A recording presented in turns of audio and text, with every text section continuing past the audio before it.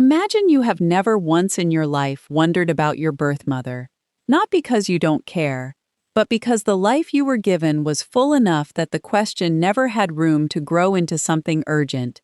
You have a father who showed up to every school play, a mother who learned your favorite meal and made it every birthday without being asked, a house that felt like yours, a name that fit. And then one Tuesday morning your phone rings, and a voice you have never heard says, "I am your biological mother, and I need one of your kidneys." Not hello, not, "I have been thinking about you for 30 years, not, "I am so sorry for everything." A kidney. That was her opening. That was the first thing my birth mother said to me after 31 years of silence. But here is the part she did not know. When she made that call, 3 days before she called me, a letter had arrived at my house from a man I also did not know, a man who turned out to be my biological father. And what he wrote in that letter changed everything about who she was, what she wanted, and why I needed to be very careful before I said yes. Stay with me, because this story does not go where you think it is going. My name is Daniel Mercer. I am 31 years old. I live in Columbus, Ohio, where I work as a high school history teacher and coach the junior varsity soccer team and make what my friends describe as aggressively average chili. I was adopted at 4 days old by Patrick and Susan Mercer. My father, Patrick, is a retired electrician who still fixes things around the neighborhood for free because he says retirement is boring without a reason to open his toolbox. My mother, Susan, taught kindergarten for 28 years and has very strong opinions about the correct way to make a grilled cheese sandwich. They told me I was adopted when I was 6 years old. Not dramatically, not with a prepared speech. My father simply sat with me on the back porch one evening and told me that I had grown in a different mother before I came to them, and that this was one of the ways families got made, and that it did not change anything about who I was or who we were to each other. I said, "Okay." He said, "You have questions." I said, "Can we have ice cream?" He said, "Yeah, we can have ice cream." That was the whole conversation. I grew up knowing I was adopted, the way I grew up knowing our street had a stop sign at the corner. Simply a fact about the landscape of my life. Present. Unremarkable. I thought about it sometimes. There were moments in adolescence when I looked in the mirror and tried to find someone I recognized and could not. I had questions occasionally, the medical history kind, the "where did my nose come from" kind, but I never looked for them. My parents had given me a complete life. Looking for the people who had not chosen to stay felt less like filling a gap and more like suggesting the life I had was insufficient. It was not insufficient, so I did not look. And then one Tuesday morning in October, 31 years after 4 days old, my phone rang. I almost did not answer. I have a policy about unknown numbers that has served me well for most of my adult life. I do not answer them. If it matters, they will leave a voicemail. She left a voicemail. I listened to it standing in my kitchen, with my coffee going cold on the counter. The voice was a woman in her 50s. She spoke carefully, like someone who had rehearsed what she was going to say several times and was now delivering the rehearsed version. She said her name was Carol Hutchins. She said she believed I was the child she had given up for adoption 31 years ago. She said she had found me through a DNA testing service she had used 2 years ago and had been looking at my profile for that entire time before deciding to reach out. 2 years. She had known how to find me for 2 years and had not reached out. Then she reached out. And what she said at the end of that voicemail, the last 30 seconds of a 2-minute and 14-second message, was this. She said she was in kidney failure. She said she had been on the transplant list for 14 months. She said a biological child was her best chance of a compatible match. She said she hoped I would be willing to get tested. She said she was sorry to reach out this way, but she was running out of time. Then she left a callback number. I stood in my kitchen for a long time after the message ended. I did not feel what I expected to feel. I expected shock. I expected the particular vertigo of a life-altering phone call. What I felt instead was quiet, not peace. Quiet, the specific stillness of someone who has received information that is too large to process immediately, and whose mind has decided to simply hold it before attempting to do anything with it. I put my phone on the counter. I picked up my coffee. I drank it cold. Then I went to school and taught 3 periods of American history and coached soccer practice and came home and made dinner and sat at my kitchen table and finally allowed myself to think about what I had heard. By 8 o'clock, I had decided 2 things. I was going to call her back, and I was going to talk to my parents first. My father answered on the second ring, which he always does because he keeps his phone in his shirt pocket and has never understood the concept of letting a call go to voicemail. I told him what had happened. He listened without interrupting, which is not his natural instinct, but which he has learned over the years is what I need when I am telling him something serious. When I finished, he was quiet for a moment. Then he said, "How are you feeling?" I said, "I don't know yet." He said, "That's fair." I said, "I wanted to tell you before I called her back. I didn't want you to find out later." He was quiet again. Then he said, "Daniel, you know that whatever you decide about this, it doesn't change anything on our end." I said, "I know." He said, "You don't owe her anything." I said, "I know that too." He said, "But you also don't owe us a decision we'd approve of. It's your life and your body, and this is yours to figure out." I have thought about that conversation many times since. My father could have said other things. He could have been afraid. He could have been threatened. He could have made a small comment that shifted my decision without quite crossing the line into telling me what to do.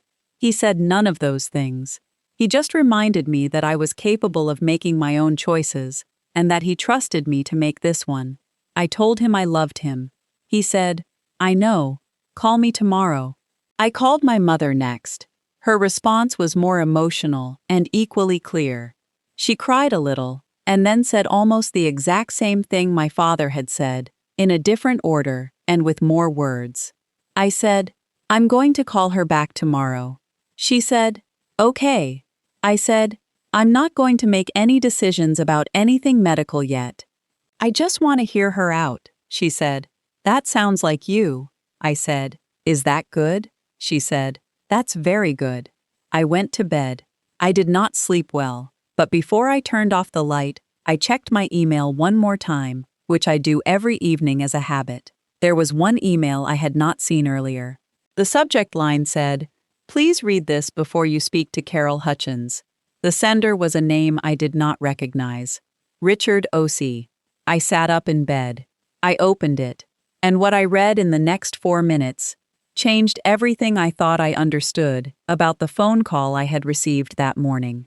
The email was long, carefully written, the writing of someone who had composed and revised it several times before sending. Richard Osei introduced himself as my biological father. He said he had been searching for me for 11 years. He had found my DNA profile through the same testing service Carol had used, approximately 8 months before she had. He had been watching my profile, working up the courage to reach out, trying to figure out the right words. And then 3 weeks ago, he had seen something in the shared match data that told him Carol had also found me. That was when he decided he could not wait any longer. He wrote, "I need to tell you some things about Carol before you speak to her. Not to turn you against her, but because you deserve to make whatever decision you make with the full picture. And the full picture is not what she will show you."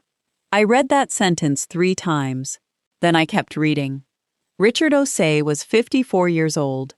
He lived in Atlanta, Georgia, where he worked as a civil engineer. He had 2 children from a marriage that had ended 12 years ago. Both grown, both aware that he had a biological son he had never met. He and Carol Hutchins had met when they were both 22 years old, working summer jobs at the same hotel in Cincinnati. They were together for 7 months. When Carol became pregnant, she told him she was not going to keep the child and that she did not want his involvement in the decision. He said he had been 22 and frightened, and had not fought her on it the way he wished he had. He said that was the regret he had carried longest. But that was not the warning. The warning came in the fourth paragraph of his email. He wrote, "Carol did not reach out to you because she is dying, and you are her last hope. Carol reached out to you because she is dying, and she has exhausted every other option. There is a difference between those two things, and I need you to understand it before you call her back." He wrote, "There are 3 other people who share Carol's biology who could potentially be compatible donors. Her sister, her brother, her daughter from a later relationship, a daughter who is 24 years old and who you do not know exists." He wrote, "None of them will help her." He wrote, "I have spent the past 3 weeks trying to understand why. I believed at first that this was a family communication problem or a logistical issue.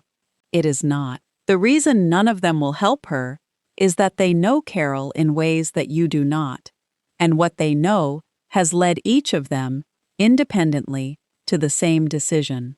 I put the laptop down. I looked at the ceiling of my bedroom.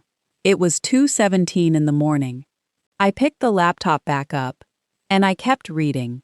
I will tell you what Richard wrote, but first, I need to tell you something about how I felt reading it. I had spent my entire life not thinking about the people who had given me up. I had built a complete contentment around the family I had. I had not carried bitterness.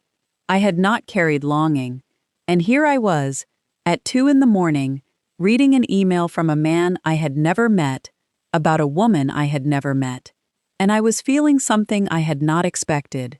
Not anger at Carol, not sympathy for Richard, something more complicated than either. I was feeling the specific sensation of a story I had always assumed was simple, turning out to have rooms in it I had never known were there. Richard wrote about Carol carefully, not cruelly. He made clear several times that he was not trying to make me hate her. He said she was not a villain. He said she was a person who had made many choices over many years, and that the accumulation of those choices had left her at 53 in a position where the people who knew her best had decided they could not help her.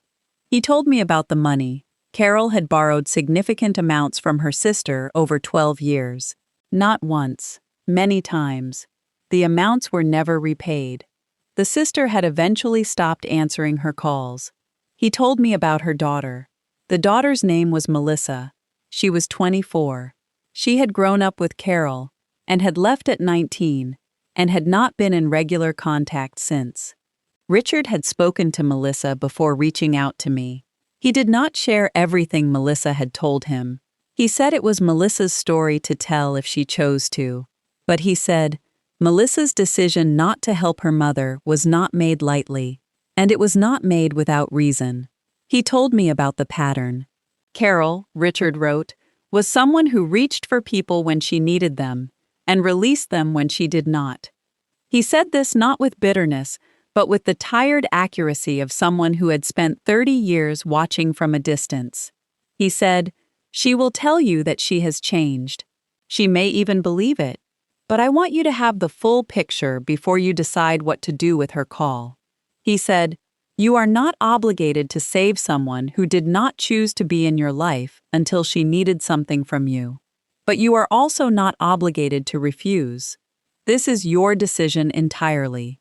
I am only trying to make sure you make it with open eyes." He left his phone number, he said. "Call me if you want to talk. If you do not, I understand. I have been waiting 31 years. I can wait a little longer." I closed the laptop. I lay in the dark, and I made a decision. Not about Carol. Not yet. I was going to call Richard first. I called him the next morning before school. He answered on the first ring. His voice was quieter than I had expected, more careful. The voice of someone who has been composing himself for this moment for a long time and is trying hard not to waste it by saying the wrong thing. He said, "Daniel?" I said, "Richard." There was a pause. He said, Thank you for calling, I said. Thank you for writing. It was a lot to read at 2 in the morning. He made a sound that was almost a laugh. We talked for 47 minutes.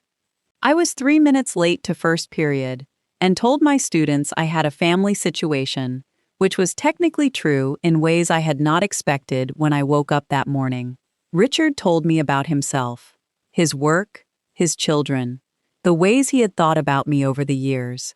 He said he had wondered whether I played sports. He said he had wondered whether I had his habit of drumming his fingers when he was thinking, which I apparently do, though I had never noticed it as a habit until he mentioned it, and I realized I was doing it at that exact moment on the kitchen counter. He said he had always hoped I had a good family. I said, I did. I do. He said, good. That matters most. We talked about Carol. He told me more than was in the email. Not dramatically, carefully.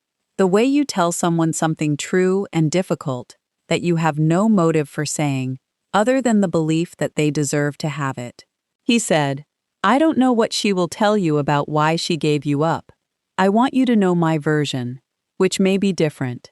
I said, tell me.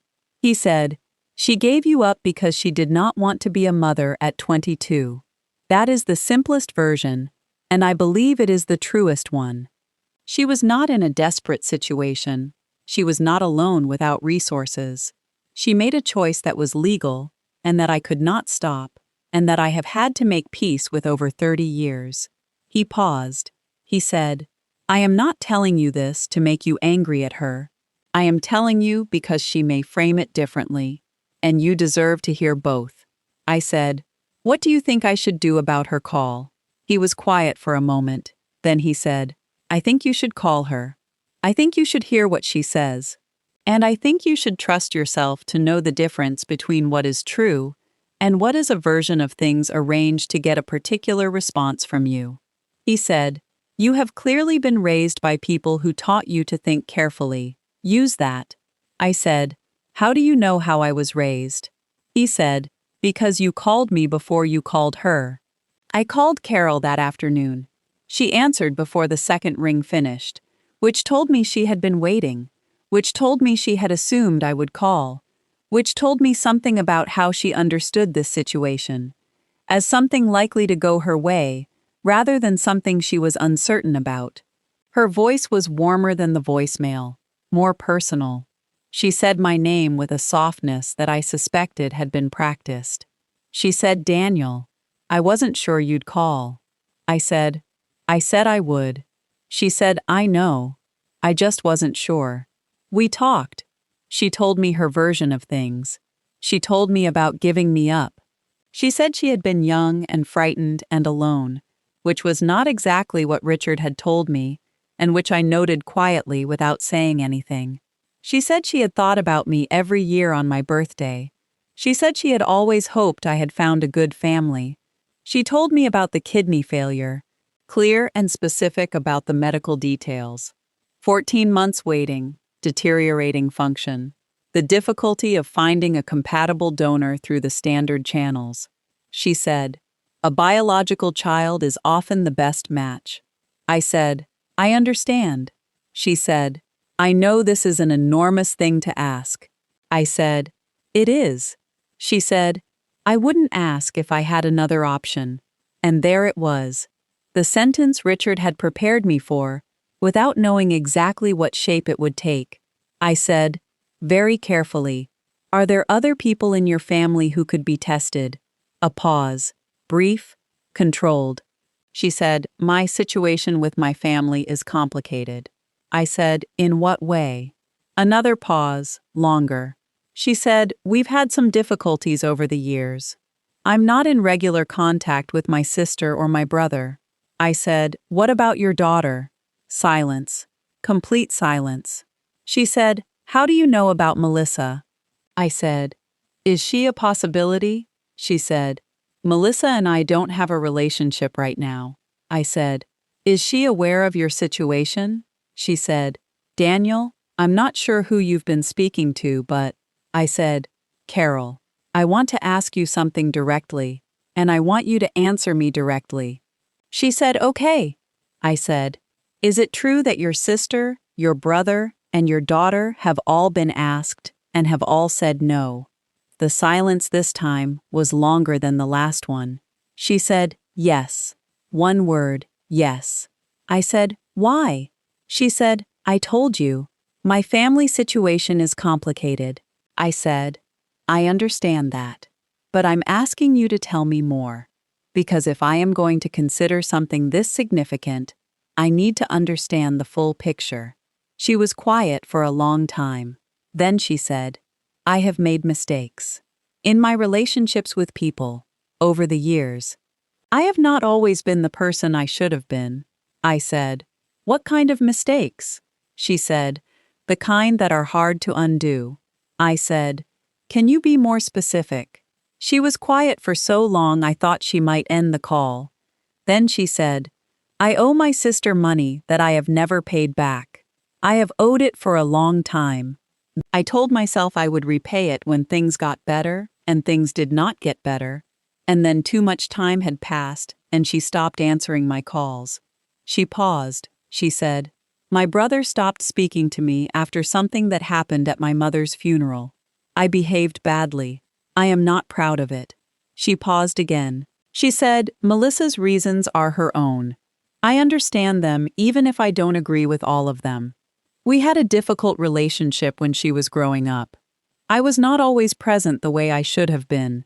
She has made her decision, and I have tried to respect it."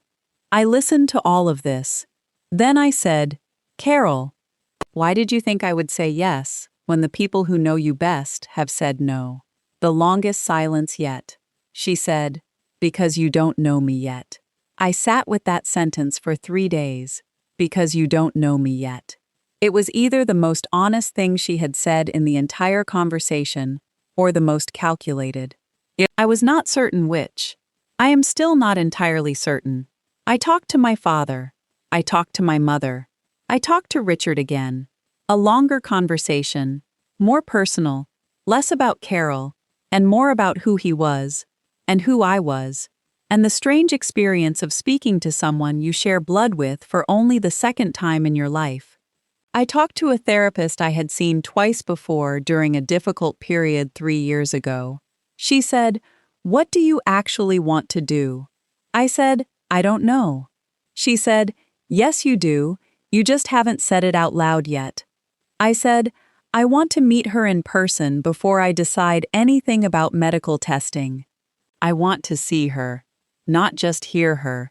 She said, "That sounds like a wise boundary." I said, "I want to meet Richard too." She said, "That also sounds wise." I said, "I don't want to save someone's life and then disappear. If I do this, I want it to mean something beyond the medical procedure."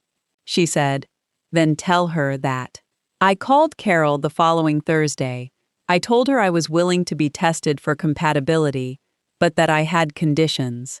She said, "What conditions?" I said, "I want to meet you in person before any medical steps happen. Not a phone call. In person." She said, "Of course." I said, "I want to meet Melissa."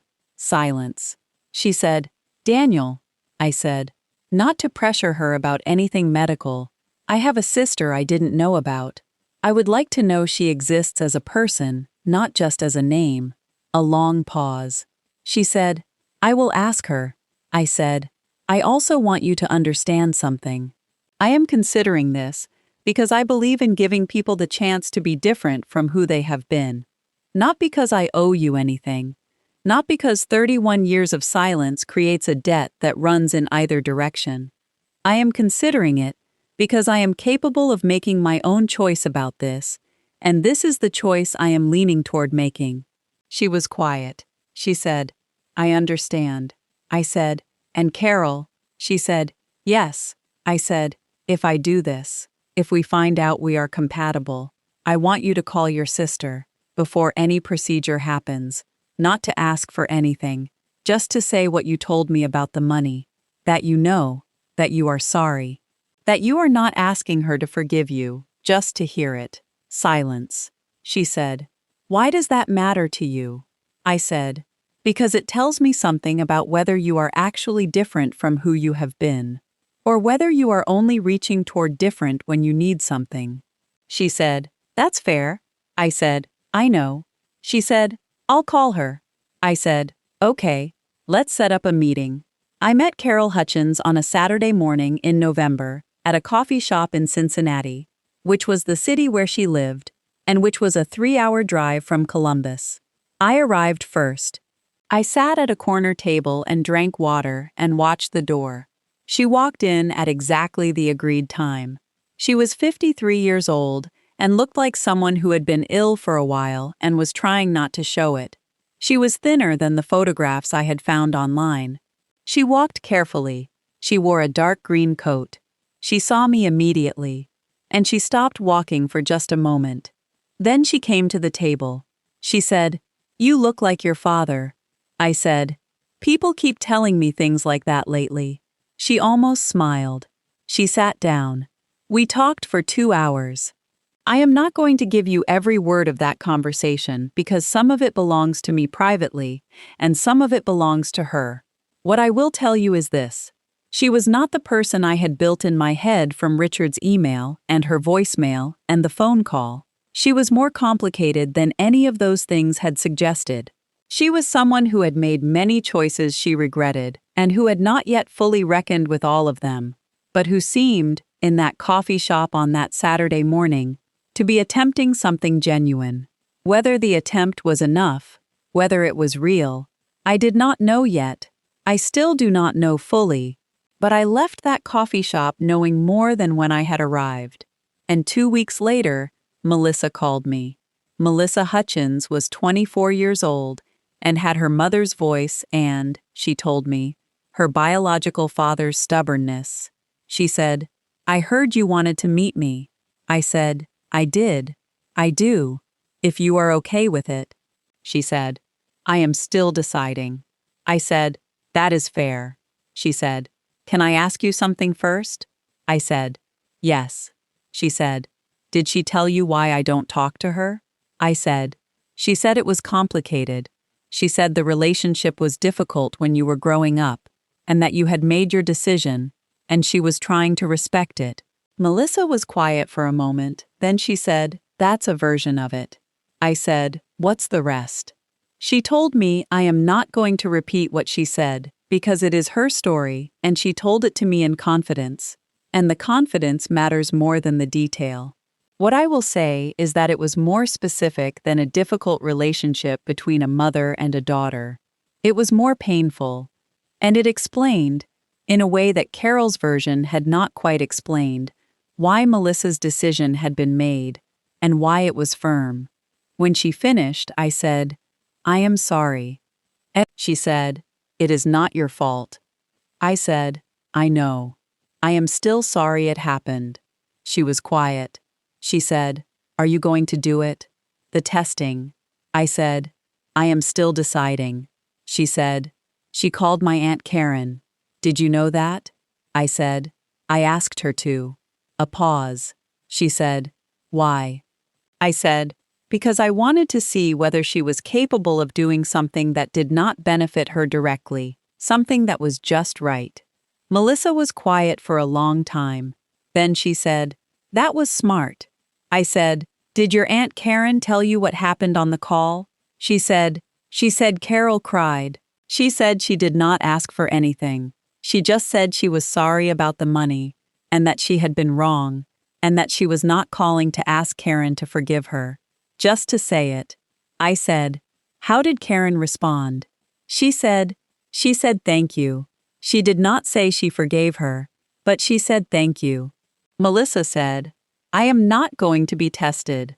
I want you to know that. Whatever you decide, my decision is my own, and it is not going to change." I said, "I understand. I am not asking you to." She said, "Okay." I said, "Would you be willing to meet me sometime?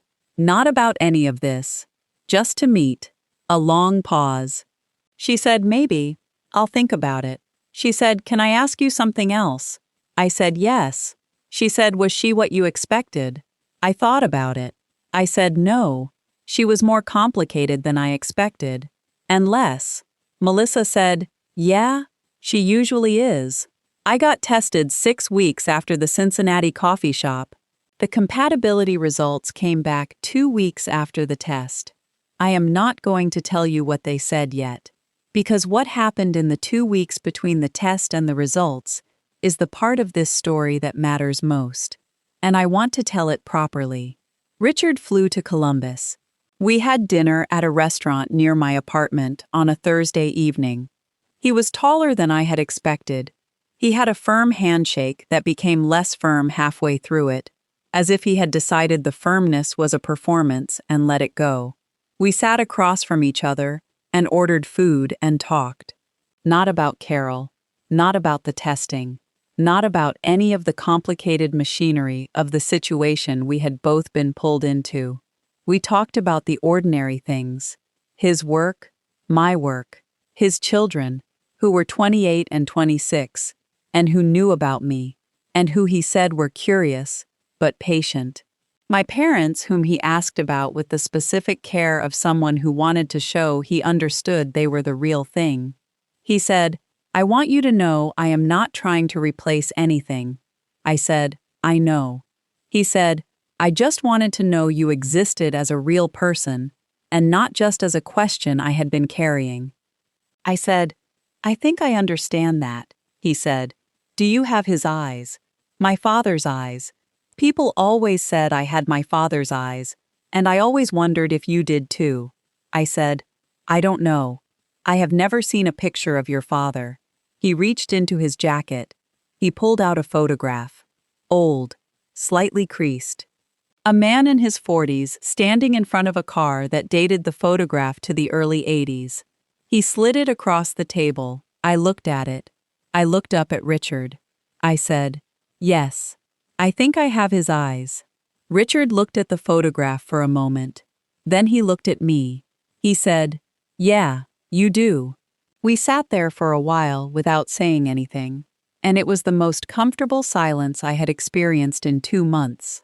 The results came on a Tuesday, 14 weeks after Carol's voicemail, 11 weeks after Richard's email, 9 weeks after the Cincinnati coffee shop, 6 weeks after Melissa's phone call, 3 weeks after dinner with Richard. The doctor called me directly, as I had arranged. She read me the results, and I sat with them for a day before I called anyone. I called my father first. He answered on the second ring. I told him the results. He was quiet for a moment. Then he said, "How do you feel?" I said, "Complicated." He said, "That's fair." I said, "I have decided what I am going to do." He said, "Tell me." I told him. He was quiet for a long moment. Then he said, "That sounds like you." I said, "Is that good?" He said, "That's very good." The compatibility test came back positive. I was a potential match. And I said yes.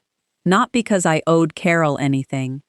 Not because 31 years of absence created an obligation that ran in either direction. Not because Richard had told me to, or Melissa had asked me, or my parents had influenced the decision. I said yes, because I am 31 years old, and I am capable of making my own choices, and this was the choice I made with open eyes. Carol had a daughter who said no with reasons I understood. She had a sister and a brother who said no with reasons I also understood. She had made choices that had consequences, and those consequences were real and fair. And she had also sat in a coffee shop and answered my questions more honestly than she had to. And she had called her sister and said, "I am sorry," without asking for anything in return. That is not a complete accounting. It is not enough to undo 31 years. But it was something, and I am someone who believes that something, when it is genuine, deserves to be met with something in return. The procedure happened in February. It went well. Carol's body accepted the kidney. She is, as of today, doing better than she was. We are not close. I want to be honest about that. We have had 3 conversations since the procedure. They have been careful and polite, and not yet warm. That may change, it may not. Melissa agreed to meet me for coffee last month. We sat for an hour and talked about our lives, and at the end she said, "Same time next month." And I said yes. Richard and I talk every Sunday evening. He tells me about his work. I tell him about my students. We have made a habit of it without discussing whether we were making a habit. It just became one. My parents came to visit last month.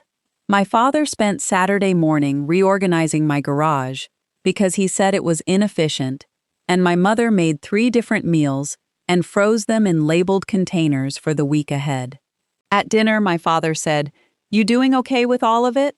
I said, "Yeah, I think so." He said, "Good."